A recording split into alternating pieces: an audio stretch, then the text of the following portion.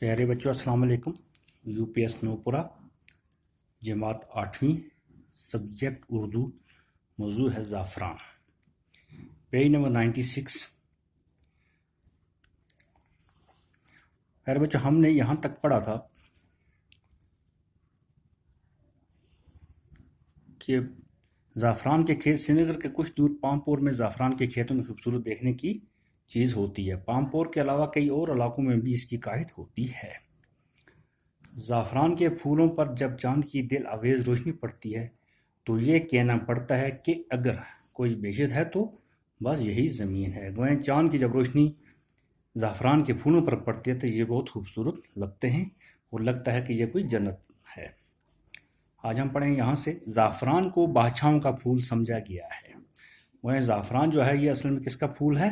بادشاہوں کا پھول سمجھا جاتا ہے۔ یہ دوسری بات ہے کہ اس کی تخلیق میں محنت کش طبقہ کا لہو شامل ہوتا ہے۔ یہ دوسری بات ہے کہ اس کی جو پیداوار ہے اس میں محنت کش جو لوگ ہیں، جو کاشتکار ہیں یہاں کے، ان کا لہو ضرور شامل ہے، مگر یہ اس کو بادشاہ کا پھول سمجھا گیا ہے۔ یونانیوں کے یہاں زعفران کے رنگ کو شاہی رنگ سمجھا جاتا ہے۔ یونان کے یہاں زعفران کے رنگ کو جو بڑا رنگ سمجھا جاتا ہے، وہیں شاہی بادشاہوں کا رنگ سمجھا جاتا ہے۔ ہندوؤں کے یہاں بھی زعفران کے تلک کو مقدس سمجھا جاتا ہے۔ ہندو بھی اس کے رنگ کو تلک کی طرح مقدس پاک سمجھتے ہیں۔ زمانہ قدیم میں زعفران کا تصور وادی کشمیر سے الگ نہیں کیا جاتا۔ گویا پرانے زمانے میں بھی زعفران کا جو کاشت ہوتی تھی، ہوا کرتی تھی، کشمیر کو اس سے الگ نہیں کیا جا سکتا ہے۔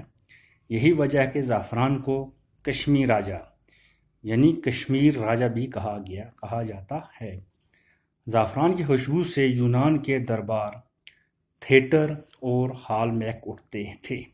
یونان جو زعفران کی خوشبو اتنی ہے کہ یونان والے کیا کرتے تھے، اس کو اپنے دربار میں اور تھیٹر جو ہوتے ہیں جہاں ڈرامے وغیرہ دکھائے جاتے ہیں اور ہال بڑے بڑے، اس میں اس کی خوشبو لگاتے تھے۔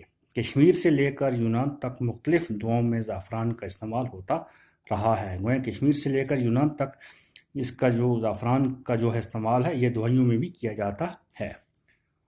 ان دنوں کشمیر اور اسپین کے لوگ اپنے کھانوں میں زعفران استعمال کرتے تھے۔ انگلینڈ میں بھی 18ویں صدی میں اس کی کاشت شروع ہوئی۔ اس کی کاشت کہاں شروع ہوئی؟ انگلینڈ میں بھی اس کی کاشت شروع کی۔ کب؟ 18ویں صدی میں۔ زعفران کی کاشت ایک مستقل فن ہے۔ زعفران کی جو کاشت ہے یہ ایک مستقل مکمل ہنر ہے۔ اس کی کاشت کے لیے خاص قسم کی ڈھلوان زمین درکار ہے۔ اس کو لگانے کے لیے کون سی زمین چاہیے؟ ڈھلوان قسم کی زمین اس کی ضرورت ہوتی ہے۔ جولائی اور اگست میں بیج کے بلب ڈالے جاتے ہیں۔ جولائی اور اگست کے مہینے میں اس کے بیج ڈالے جاتے ہیں، اس کے بلب بال ڈالے جاتے ہیں اس کے بیج کے۔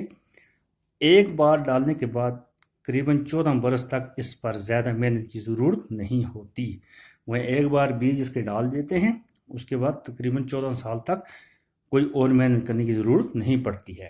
اکتوبر میں پھول نکل آتے ہیں۔ اکتوبر کے مہینے میں اس کے پھول نکل آتے ہیں، پھر ایک خوبصورت باغ ہماری نگاہوں کے سامنے ہوتا ہے۔ اکتوبر میں اس کے پھول نکل جاتے ہیں، پھر خوبصورت باغ ایک خوبصورت باغ کی صورت میں ہمارے سامنے آ جاتا ہے۔ دھوپ میں زعفران کے پھول چن کر سکائے جاتے ہیں۔ جب دھوپ ہوتی ہے اس کے پھول کیا کرتے ہیں؟ چن لیتے ہیں اور پھر ان کو سکھاتے ہیں، اور پھر مختلف قسم کے زعفران تیار ہو جاتے ہیں۔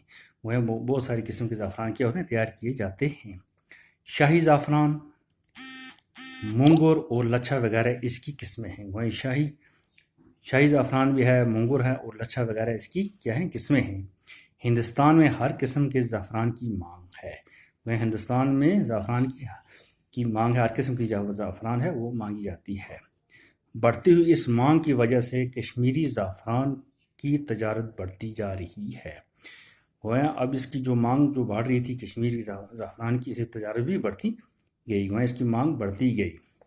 کشمیر میں زعفران کی کاشتکاری کو بڑے پیمانے پر فروغ دینے کے لیے مرکز و ریاستی حکومت نے کئی منصوبے تشکیل دیے ہیں اور ایک طویل منصوبہ نیشنل زعفران مشن کے تحت ہاتھ میں لیا ہے۔ کشمیری جو زعفران ہے اس کی کاشتکاری کو بڑھانے کے لیے مرکز نے اور ریاستی حکومت نے اس کے بہت سارے منصوبے بنائے ہیں، اور ایک نیشنل ایک طویل منصوبہ جو ہے، پرانا منصوبہ، بہت لمبا منصوبہ جو ہے وہ نیشنل زعفران مشن کے تحت ہاتھ میں لیا گیا ہے۔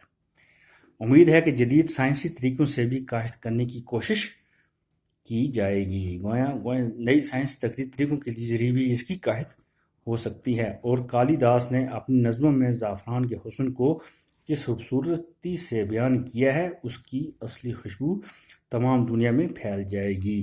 گویا جو کالی داس جو شاعر ہیں، انہوں نے اپنی نظموں میں زعفران کی بہت تعریف کی ہے اور اس کی خوبصورتی کو بیان کیا ہے۔ اس کی اصلی خوشبو جو ہے وہ ان کی نظموں سے پوری دنیا میں پھیل جائے گی۔